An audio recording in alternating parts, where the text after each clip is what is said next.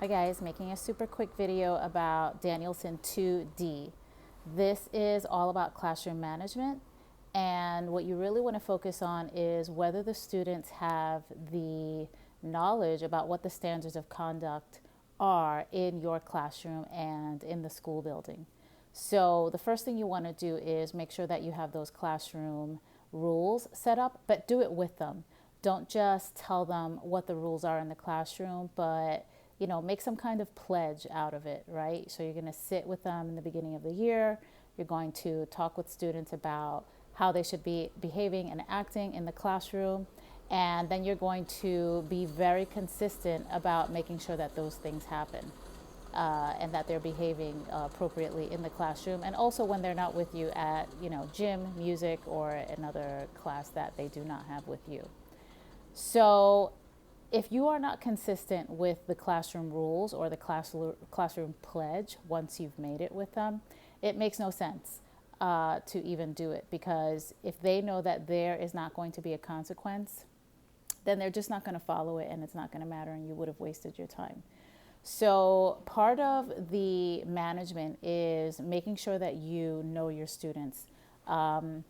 For example, you are reprimanding them and it's proportionate to what they've done. It's not disproportionate. So, you're not screaming and yelling. They are children after all, and they are learning the rules, especially if you have a kindergarten class. They have probably never been in school if they never went to pre-K. So you're going to have to review the rules many, many times, right? And the way they behave at home may not be the way they behave in school. I hear it from parents all the time. They never do this at home, right? Well, they're doing it in school because they know that, a teacher can only do so much, right? So you want to make sure that you are practicing those routines that embed classroom management. You want to make sure there are rules. You want to maybe think about having a rewards system where, if you were really awesome the whole week and you were a teacher's helper, things like that, you can maybe earn some kind of prize at the at the end of the week on Friday. So, and that could be something as small as a sticker. Your school probably has a budget that you can order things from, like Shop DOE or something similar. In New York City, it's Shop DOE for public school teachers. I don't know what it is for charter teachers. I don't even know if they have that system. Or if they have that kind of system in any other state.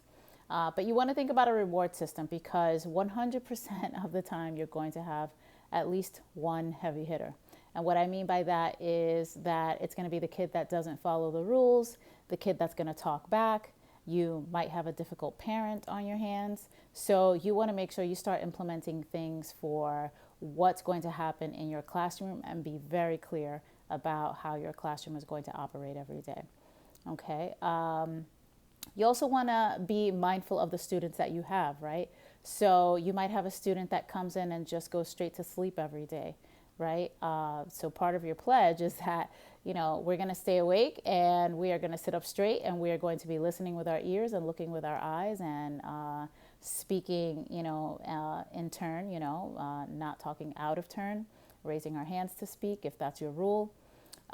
So you want to be mindful, like I said, of the students that you have. If they are coming in, for example, going straight to sleep, that might be something that's happening at home, right? You might have a child that's up at night because they live with other family members, right? So they might not have their own home with their parents. They might be doubled up with an aunt or an uncle or some cousins, and maybe it's noisy, maybe they're having trouble sleeping. So we're not going to go, immediately to some kind of consequence, but maybe we can get them some counseling, talk to the parent, find out what's going on at home, and see how you can mitigate the situation. It could be someone coming in starving every day and they want to eat for 20 minutes in class, right? Part of your pledge, we're not eating in class, we don't want any mice, right? But you know what? They might not have food at home, right? So you want to be mindful of the things that you might be dealing with as far as the classroom rules. And I wouldn't say, bend them, but, get the right guidance as far as what the student is needing, right? You might want to talk to your administrator, to your guidance counselor, or even to your social worker, right, before you take any steps to have any kind of consequence or something like that, okay? All right, so that's 2D, Danielson, that's classroom management. Reach out if you have any questions. I will be back with another Danielson component. Bye.